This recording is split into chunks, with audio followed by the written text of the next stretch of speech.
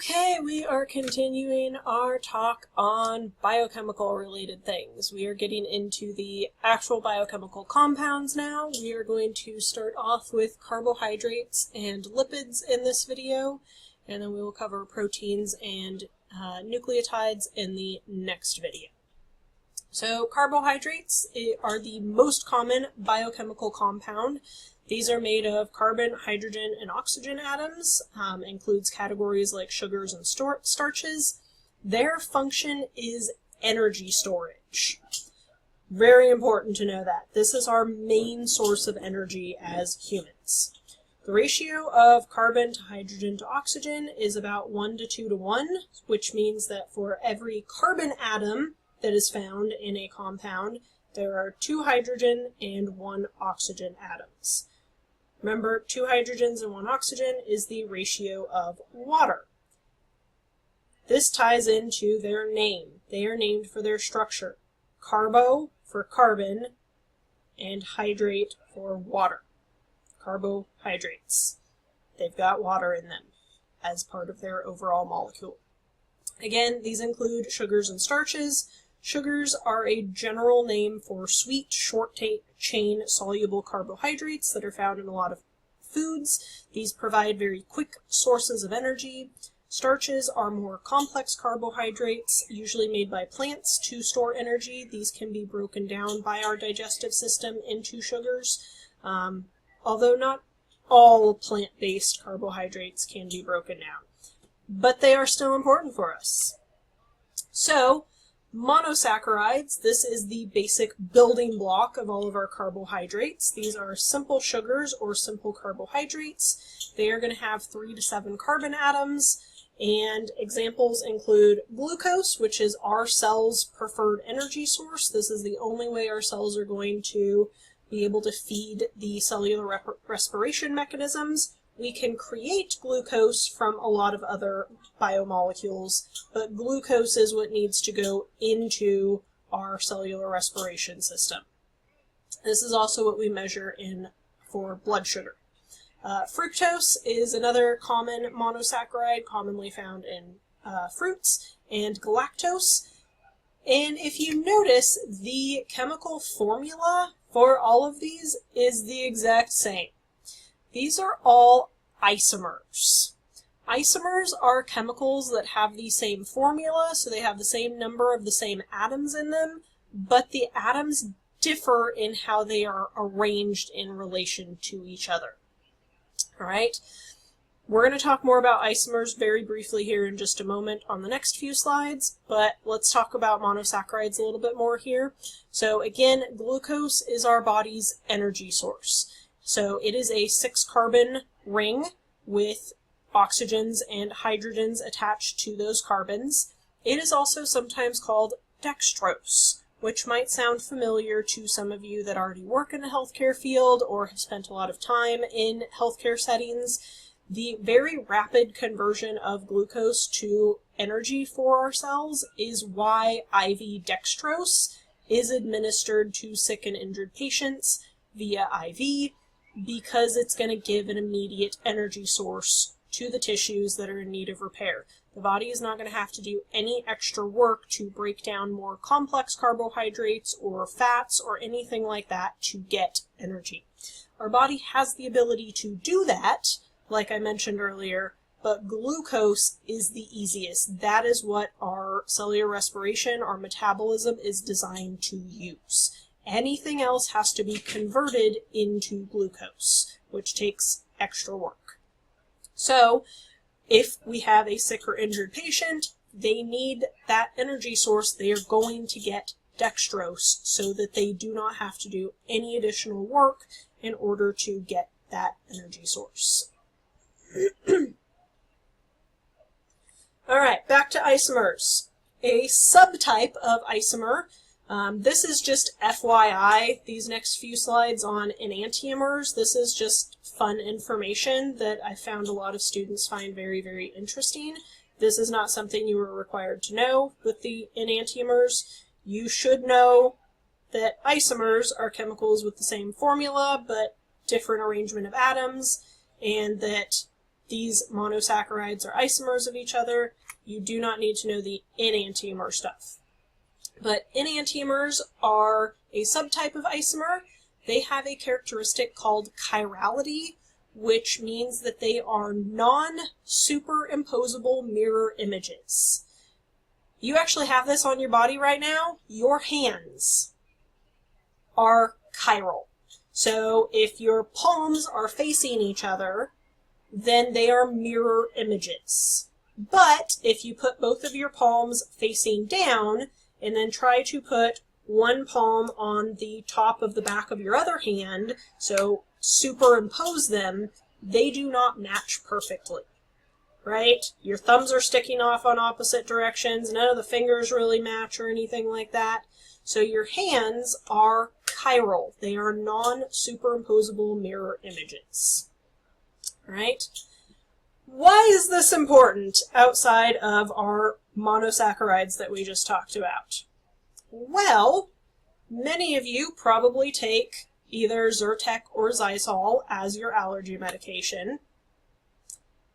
These are actually kind of involved in this enantiomer thing. So, if we look at our active ingredient here for Zyrtec, this is cetirizine, and for Zysol, it is levocetirizine. Those sound really similar. So, what frequently happens in the manufacturing of a lot of medications is that as these medications are synthesized, they're going to produce a mixture of different isomers of a certain molecule. In this case, cetirizine. So Zyrtec is actually a mix of different isomers of cetirizine. Now, generally speaking, this is not an issue. In some cases, some of the isomers can cause a lot of issues, and then we want to purify out the isomer that's actually doing what we want it to. But in cases like this with Zyrtec, we don't really necessarily need to remove the other isomers. For the vast majority of people, they're not going to cause any issues whatsoever. But only one of those isomers actually produces the effects we want it to as an antihistamine. And that is the levo isomer of cetirizine, which is what Zysol is. So Zysol is the purified effective isomer of cetirizine, and its form is levo. The other one is dex, and different medications have different active isomers. The two examples I'm using happen to both be levo, so don't worry about that. It's not always levo. Sometimes it's going to be the dex, and that just has to do with where certain functional groups are located in relation to each other on the different isomers. But the other isomers are generally what's going to provide what we call off-target effects or side effects. And again, for the vast majority of people, maybe you need a short adjustment period, a week or two, and then those side effects go away and you're totally fine and you don't have to worry about it.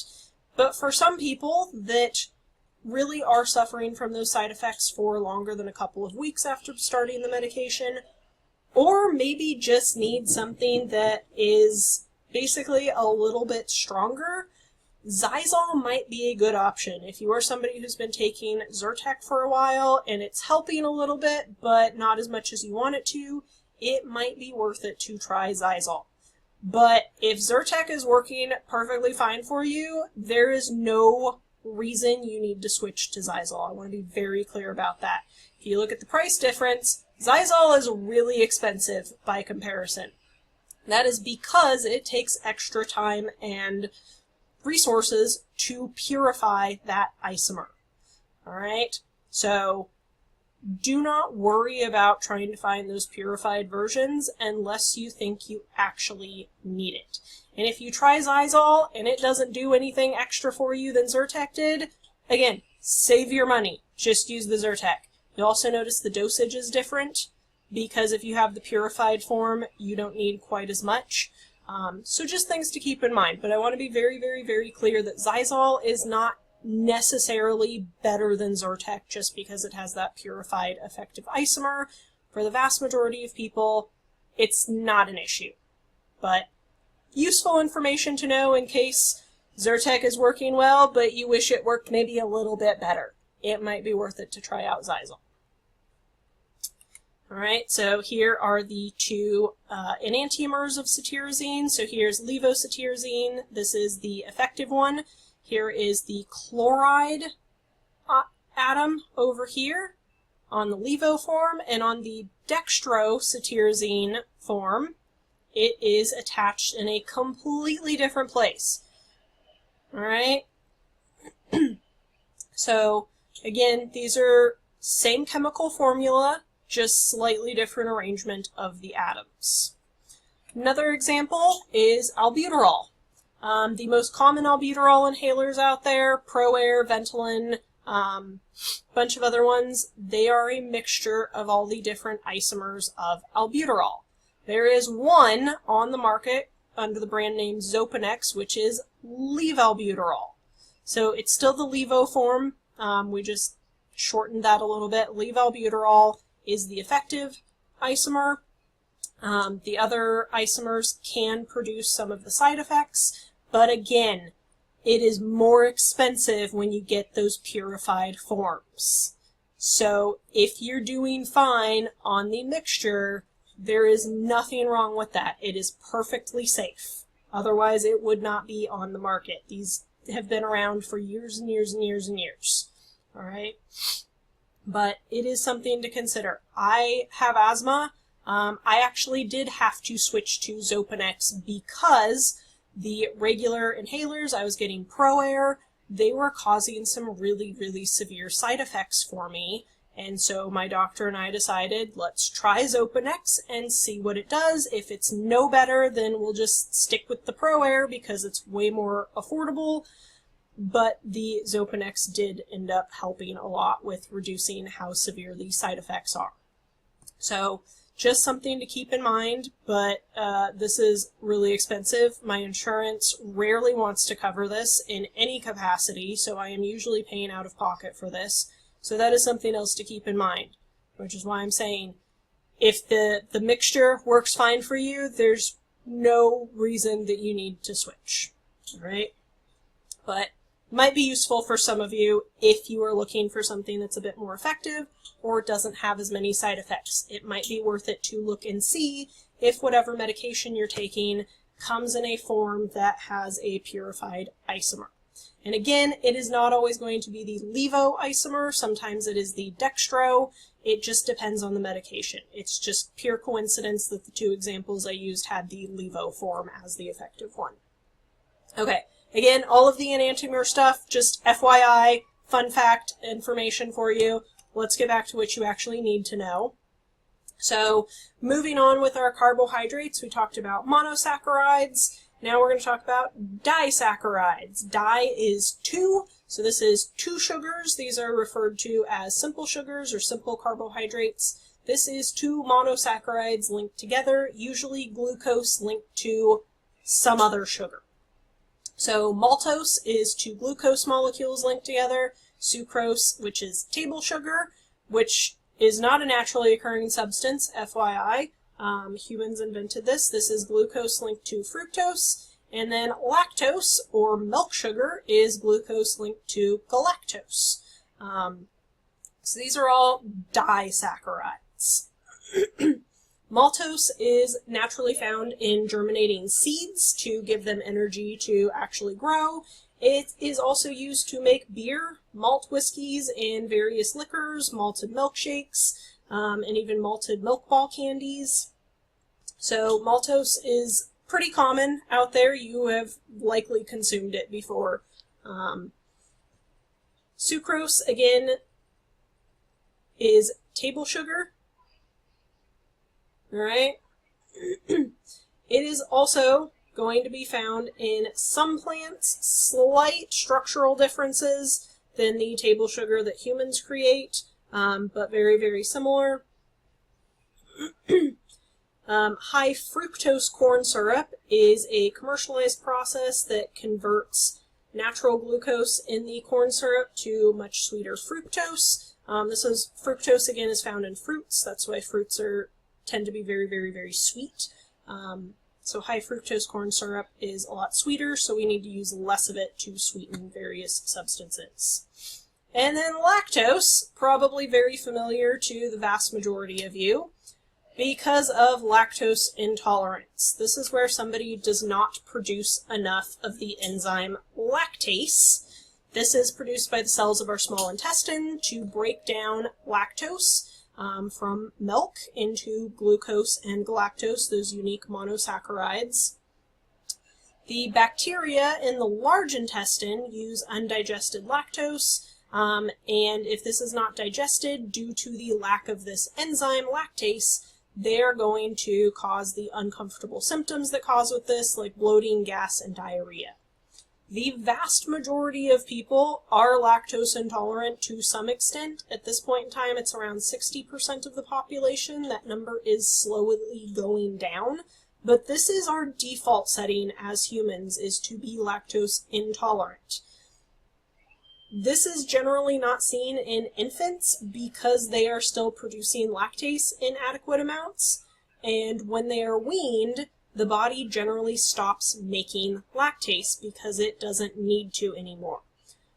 There are some genetic mutations out there from certain populations that started agricultural use of cattle and started consuming milk products, and so there are a couple genetic mutations that do one of two things. And one is it can increase the likelihood that somebody will keep producing lactase as long as they are still consuming milk products, any type of milk product that has lactose in it. But if they were to stop consuming it for a long enough period of time, their body will stop making lactase. The other genetic mutation leads to people that just keep making the enzyme lactase forever. Doesn't matter if they are consuming these products or not. Right? So if you are tolerant of lactose, you're the mutant. Kidding. I mean, technically yes, but that's not necessarily a bad thing given our diet in this day and age. But most people are lactose intolerant to at least some extent. Mine is pretty moderate. I can handle yogurt and cheese because bacteria actually break down the lactose before you consume it. A lot of people are like that because there are bacteria in those products that break down the lactose before you consume them, so there is no undigested lactose that you're consuming, or at least very small amounts. But milk, I cannot drink milk. Ice cream, I do have to take lactase pills. Because I will not give up ice cream. I love it too much. And the non-dairy forms, they just don't always taste the same. Some of them are still very good, but when I want ice cream, I want ice cream. So, just slight little aside there. And our last category of carbohydrates are polysaccharides. Poly means many. This is multiple monosaccharides bound together in long chains, commonly referred to as complex carbohydrates. So there are a lot of different forms of these. First is glycogen. This is a storage form of glucose used in animals, including humans. There are very large glycogen stores in our liver and skeletal muscles. Skeletal muscles are pretty obvious because they are going to use a lot of energy. The rest of it's stored in our liver. And the cells in these locations can break down the glycogen, the large glycogen chains, into the individual glucose molecules to use for energy. So carbo loading for a lot of athletes. This is when they eat a very, very starch-heavy meal the night before some sort of big athletic event, so that they have all of these glycogen stores in use, ready to go for the next day that can be broken down. Glycogen is very different from starch and cellulose because of how the structure is formed. We have branching chains in glycogen that we do not see in starch and cellulose.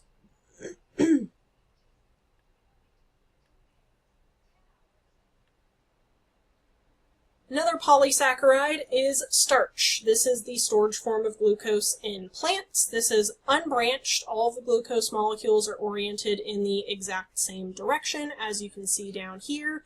So this is how plants store their glucose. When we consume those, we can basically break this down either for immediate energy to use those glucose molecules, or break it down and reform those glucose molecules into glycogen. So that's the carbo loading. Lots of starchy foods, gets converted into glycogen, and then it's available for use the next day in the athletic event. Next up is cellulose. This is a structural component of plant cell walls like wood. The orientation of the glucose is a little different. The molecule's actually upside down, kind of strange.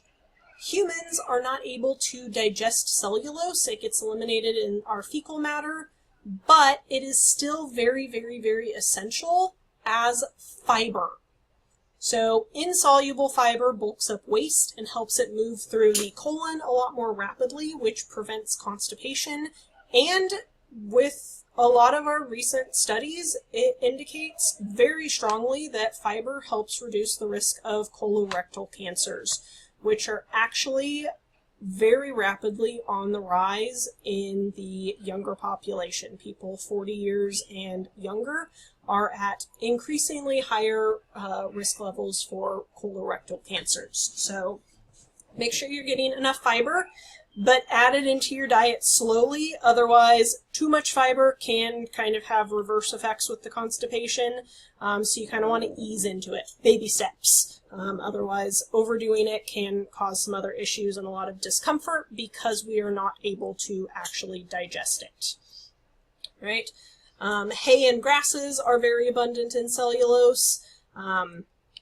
But there's a lot of animals that can break down cellulose, animals and insects, termites, cows, horses, koalas even, can all digest cellulose because they have specific microbes in their digestive system that are able to break that down, and humans do not have these microbes in our digestive system. So that is why some animals can digest it, but others cannot. It has to do with the microbes in this instance rather than an enzyme. And last but not least for polysaccharides is chitin. This is a derivative of glucose. It's very similar to cellulose, and this is actually going to form the exoskeleton on a lot of invertebrates, crustaceans like crabs, insects, and arachnids, as well as the cell walls of certain fungi, pronounced both ways. This includes yeasts and molds.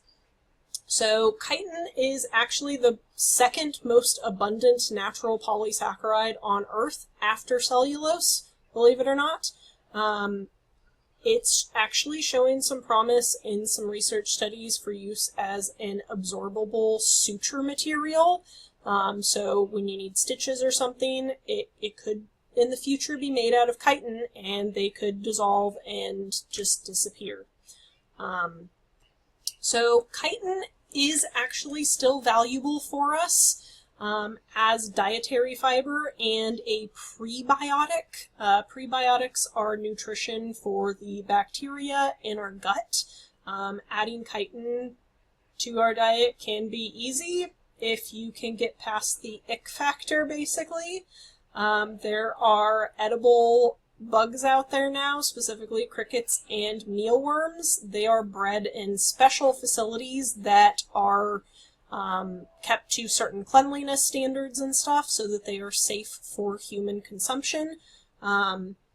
So some people just like to eat them as is. I know there are chocolate-covered crickets out there. I also know that there are like cricket and mealworm flowers, if that helps you ease into it a little bit more.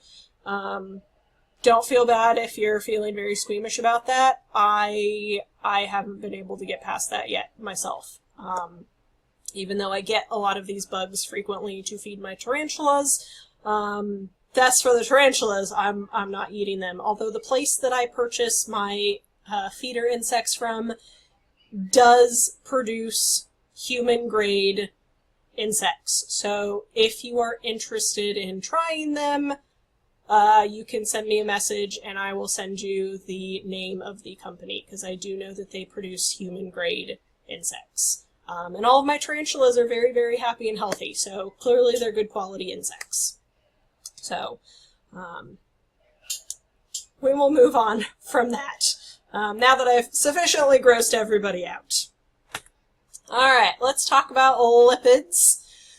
This is a group of biochemical compounds that, as a whole, do not dissolve well in water. That's kind of the main unifying factor between them, because some of these are a little weird. They're not necessarily true lipids. The true lipids can be included in the oils, fats, and waxes. And then we have phospholipids and steroids that are not necessarily true lipids, but they also do not dissolve well in water.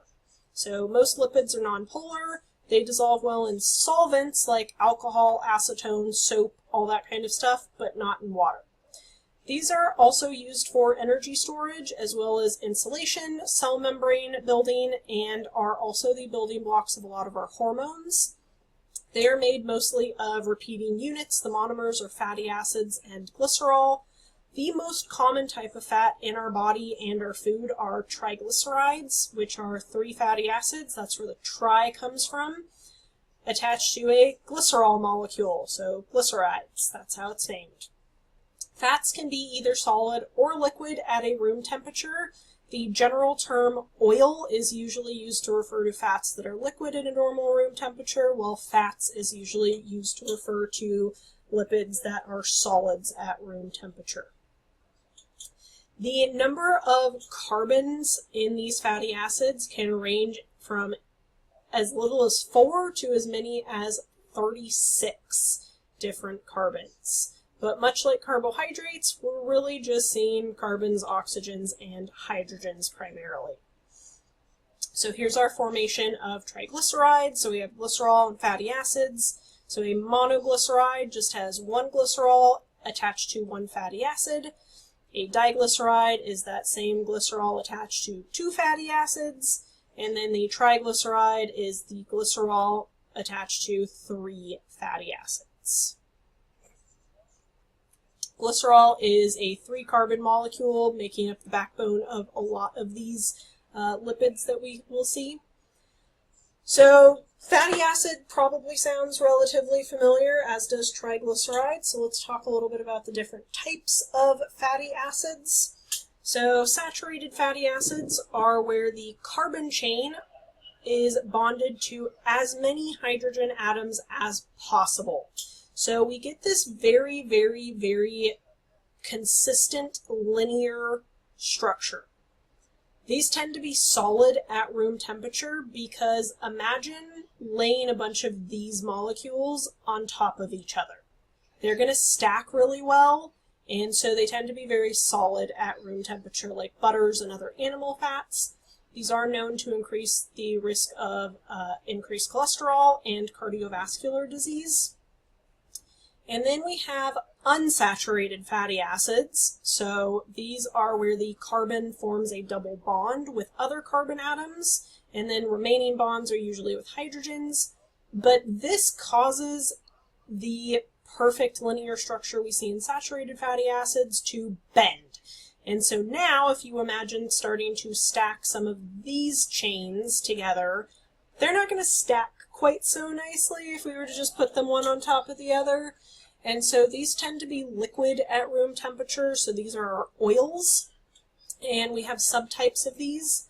The monounsaturated fatty acids, which are going to have just one double bond between carbons, so olive oil is an example of this. And then polyunsaturated fatty acids have 2 or more double bonds between carbon throughout the molecule, so then you would get even more bends in the strand. So canola oil is an example of this. These are, in general, known to help improve cholesterol levels and decrease the risk of cardiovascular disease. But again, too much of anything is not going to be good for you still.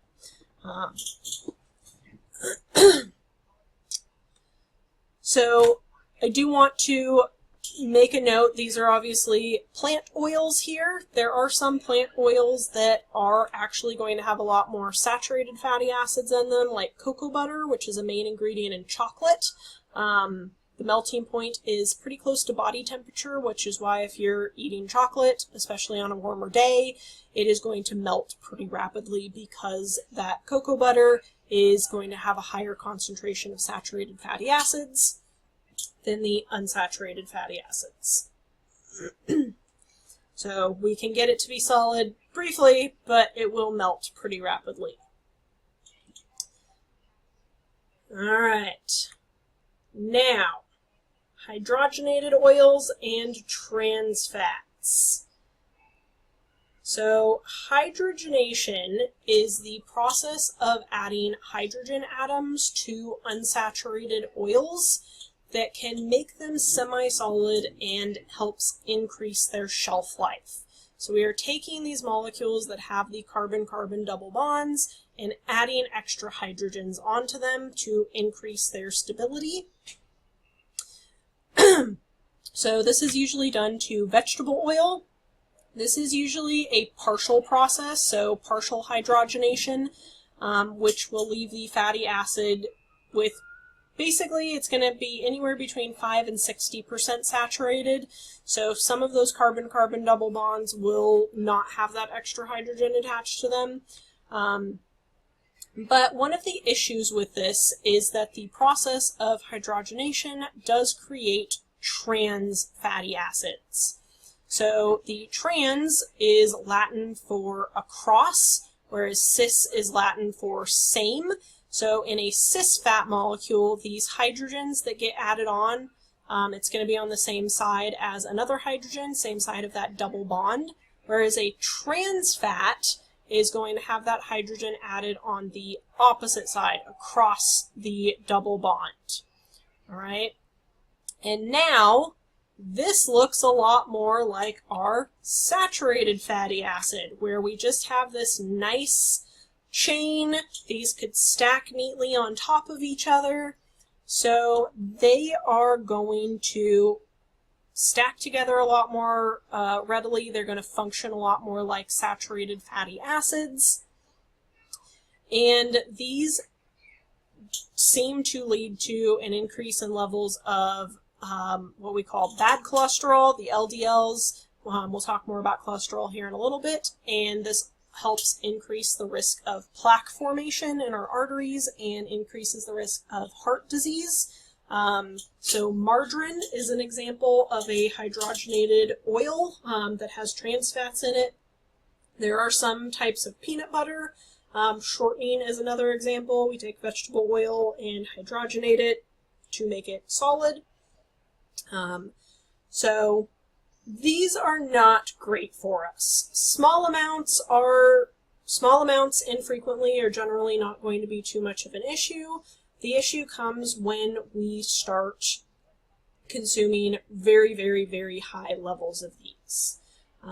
So unfortunately, at this point in time with the manufacturing processes that we have here in the U.S., about 3/4 of the total fatty acids in the diet of the average U.S. citizen, according to the American Heart Association, it's 3/4 of our diet, which is not great.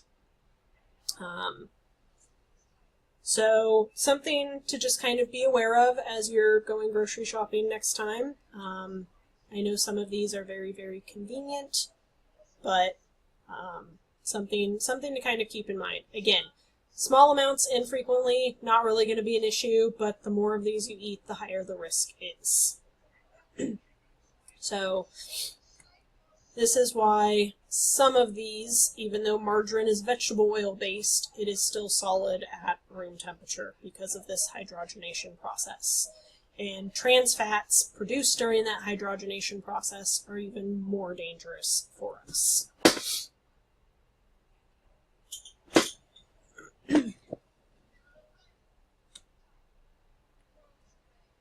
So with that in mind, let's talk about atherosclerosis very briefly. This is a condition where there are lipid-containing deposits called plaque that build up in the walls of blood vessels. This blocks blood flow, so we have a smaller opening that blood can flow through. This increases the pressure on the walls of the arteries and decreases blood flow to very, very essential parts of the body. This very commonly happens in the coronary vessels going to the muscle of the heart. So this increases the risk of heart attacks, which are due to a lack of blood flow to the heart muscle, or strokes, which is where blood flow is reduced or cut off to the brain. So triglycerides and cholesterol get incorporated into lipoproteins for transport within the blood. So that's where lipoprotein comes from. So we have high-density lipoproteins. These carry cholesterol to the liver to be excreted. So these are sometimes called good cholesterol. And then we have low-density lipid proteins, LDLs. These are going to carry cholesterol to cells and can deposit them in the walls of the arteries.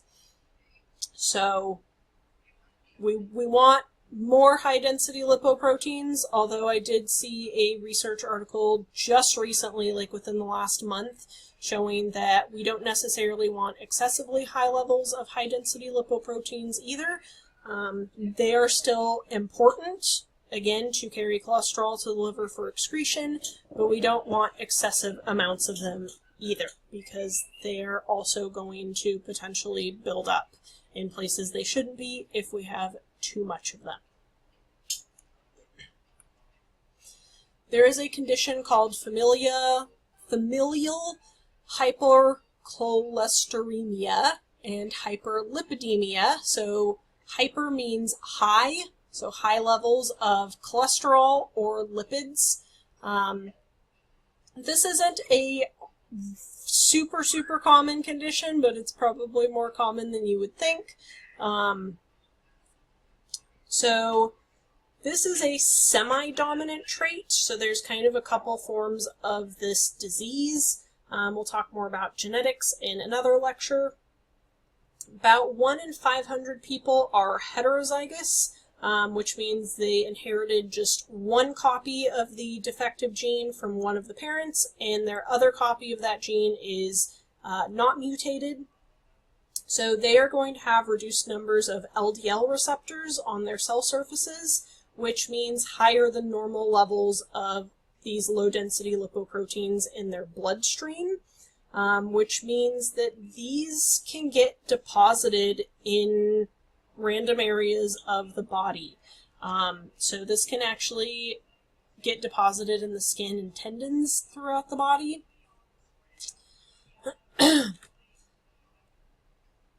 They may not show symptoms at all until much later in life, but even if they're not actively showing these symptoms, it does increase the risk for heart disease. And then about 1 in a million people with this condition are homozygous, which means they have 2 copies of this mutated gene that impacts the function of these receptors on the cell surfaces for the low-density lipoproteins. So 2 defective genes, they're going to have a very severe form of the disease. The heterozygotes are not going to have a very severe form, generally speaking, unless their diet is contributing excessively to that. But if you have this homozygous, they've got 2 copies of that mutated gene, they're going to always have a very severe form, even starting in childhood. They're going to produce few or no receptors to low-density lipoproteins, which means that these are not getting to the cells. Cholesterol is not being delivered to the cells at all because it doesn't have the receptors to get in. They can have heart attacks starting as early as age 2 because there is so much excessive cholesterol built up in the bloodstream. They very rarely live to be past the age of about 20. Again, this is 1 in a million. So that is a very rare condition to see.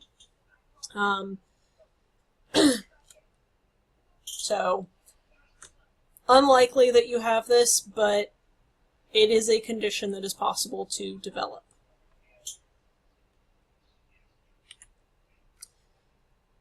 All right, and then another just kind of FYI related to lipids. You will not be tested on this, but a lot of people like to know this anyways. There are some essential fatty acids. We just talked a lot about how bad fats are for us. That is not always true. Essential fatty acids are called essential because they are required for the body to function, but they are not actually made by the body. So these have to be acquired through our diet. There are two known essential fatty acids for human. Both are types of polyunsaturated fatty acids. One is omega-3, which you've probably heard of. This is important for brain function, normal growth and development of the body, and does seem to help reduce the risk of heart disease and certain types of cancer. There are many types of fish that are good sources of this, among some other places, but fish is the main one. And then omega-6 fatty acids seem to help decrease cholesterol levels and reduce the risk of cardiovascular disease, but they do need to be consumed in relatively low quantities because too much omega-6 fatty acids does seem to increase inflammation quite a bit. So sources of this are plant oils like sunflower oil, canola oil and stuff. Nuts and seeds are good sources of this. So you just don't want to be consuming excessive amounts of these products, basically. So just one more graphic comparing some of these fatty acids. So here's a saturated fatty acid, just a nice solid chain. Here is a monounsaturated fatty acid. So we've got one carbon-carbon double bond. And here is a polyunsaturated fatty acid that has 1, 2, 3 different carbon-carbon double bonds in it. Alright, a bit more on triglycerides, not too much detail, just a quick reminder. We've got the glycerol backbone attached to 3 fatty acids. Triglyceride levels are tricky because we do require triglycerides. This is the main component of body fat, and it is used for energy storage. We can break this down and convert it into glucose. So this is necessary for energy storage, and not all of our body fat is bad. It helps protect a lot of our abdominal organs. There's no bone structures to help protect those. But too much of this does lead to an increased risk of heart disease. So let's kind of move on and talk about some of these other categories that, like I said, aren't really true lipids, but since they are water repellent, they are classified here with lipids. So phospholipids we've kind of already talked about. These are fatty acids and glycerol attached to a phosphate head. Again, these are essential for forming our cell membrane. So the phosphate is not a lipid. The fatty acid tails are, though, so this is why it's not technically a true lipid, but it's really important. Generally speaking, these fatty acid tails will have one saturated fatty acid tail and an unsaturated fatty acid tail. And then we've got our glycerol and phosphate molecule up here. So again, lots of carbon, hydrogen, oxygen, and then our phosphate for making our cell membrane. And our other category of lipids that are not true lipids are steroids. These are not chains. These are actually carbon rings rather than linear carbon chains. Again, they are grouped with lipids because of the water repellent properties that they have. So these are 4 linked carbon chain rings together. Cholesterol is kind of the parent molecule or precursor that is where we can make a lot of steroids from. Steroids and cholesterol, therefore cholesterol, are important for our body to function. Again, fats are not all bad. So this makes up part of our bile salts. These are produced in the liver, and they help break down the fats that we eat so that they can be absorbed through the small intestine. This is also the precursor to reproductive hormones like estrogen, progesterone, and testosterone. Anabolic steroids are a synthetic variant of testosterone. They are going to, much like testosterone, increase body mass, muscle mass, bone mass, and stuff like that. That happens naturally with testosterone. Some people use anabolic steroids to increase that muscle mass even more. But steroid abuse of these anabolic steroids can cause a lot of issues. Violent mood swings, commonly called roid rage. They can also cause depression, liver damage, high cholesterol. It can cause the testicles to actually shrink because that's where testosterone is naturally produced. And if you're supplementing it with this synthetic version, then they are going to stop producing testosterone and they will shrink. And if it's used long enough, the testicles will not be able to make testosterone ever again. And that person will have to be taking basically hormone replacement therapy with testosterone for the rest of their life. And the anabolic steroids can also cause a reduction in sex drive and infertility. And those are both linked to the body's reduction in its normal output of natural testosterone. Other types of steroids, again, cholesterol is an important component of cell membranes. In addition to the phospholipids, it can help increase the rigidity. Steroids are also building blocks of both vitamins E and K, which K especially, vitamin K, is synthesized by bacteria in our intestines. We do not make it ourselves without those bacteria. And again, LDLs or low-density lipoproteins, aka bad cholesterols. This is most of the cholesterol in our body. Too much of it increases the risk of heart disease. And high-density lipoproteins, or HDLs, will absorb a lot of these other types of cholesterol to take them back to the liver to flush out. So higher levels can help decrease the risk of heart disease, but again, too much of anything is not good. So here are steroids. They are ring-based structures. Eicosanoids, these are modified 20-carbon fatty acids with a complete or partial ring. Prostaglandins are an example of these. These are produced in a lot of situations. We talked about them last week with the production of fever during infections. They also include leukotrienes, which are part of our immune system. So these are all regulatory molecules, and then we've got our steroids. Cholesterol, cortisols is another hormone that we produce. So let's talk a little bit about lipid metabolism, or lipolysis, breakdown of lipids. So lysis is breakdown of something. This usually refers to the process of breaking down triglycerides into free fatty acids and glycerol. This uses enzymes and water in a process called hydrolysis. So hydro is water, lysis is breakdown. Some of the free fatty acids get converted to an alternative energy source by the liver known as ketone bodies. The term ketone bodies refers to three specific molecules: acetoacetic acid, beta-hydroxybutyric acid, and acetone, which is the solvent in nail polish remover. There are some other alternative names for them, but this is important in the medical field.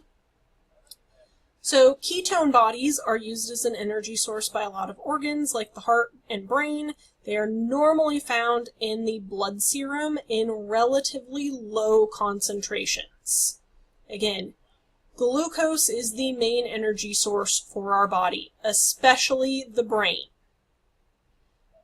Most of our tissues can use fatty acids for energy when our blood glucose levels dip too low, but the brain cannot. Ketone bodies can provide that alternative fuel source, though, so we do need a little bit of them around as a backup, basically. But elevated levels of ketone bodies in the blood causes a condition called ketosis. This might sound familiar from the keto diet.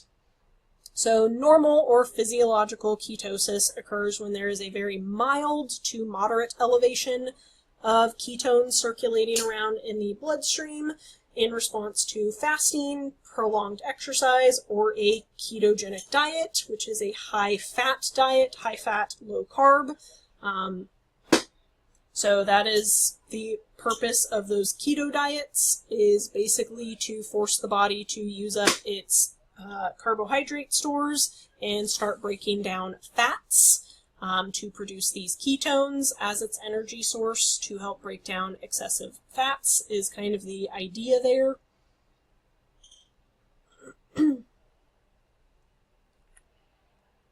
But, again, too much of anything is not good. Pathological ketosis is a dangerous increase in ketone bodies for a long period of time. If there are enough ketone bodies in the blood to lower the pH below normal, this is ketoacidosis. This can be due to things like diet or excessive exercise, but there's also a form that I mentioned in a previous video resulting from diabetes, which is diabetic ketoacidosis, or DKA. Type 1 diabetes is the most common cause of DKA because type 1 diabetics have very minimal to no insulin being produced because their immune system is attacking and destroying the insulin-producing cells, so they're really not able to make that insulin, which means that glucose can't get into the body cells to provide energy. So the glucose just kind of floats around in the blood, doesn't get into the cells, which means the body thinks it is starving, and it starts to break down a lot of those fats and increase the production of ketone bodies in excessive levels. Type 2 diabetes, which is a result of some genetic predisposition, that is ultimately developed through lifestyle factors.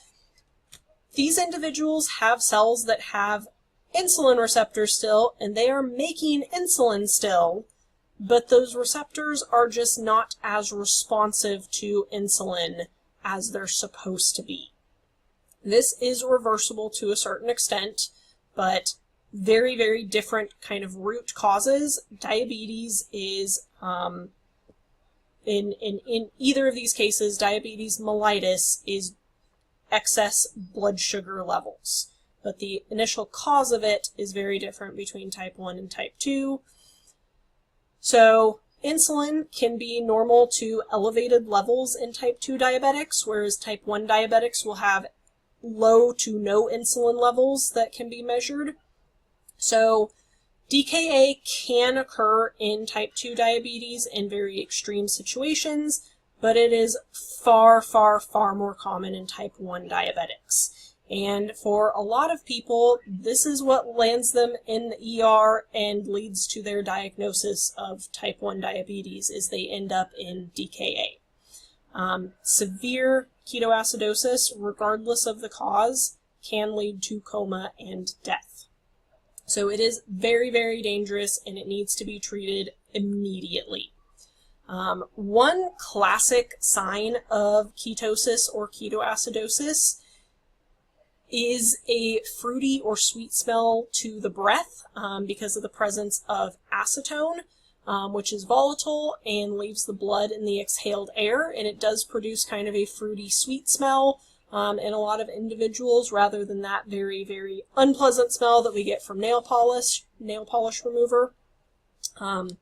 So that's something to keep in mind if somebody's breath is smelling excessively sweet and they're maybe kind of acting a little strange, maybe confused, disoriented. They need to go to the ER, especially if they are known diabetics. All right, that wraps up carbohydrates and lipids. We're going to cut this video here and pick up in the next video with proteins.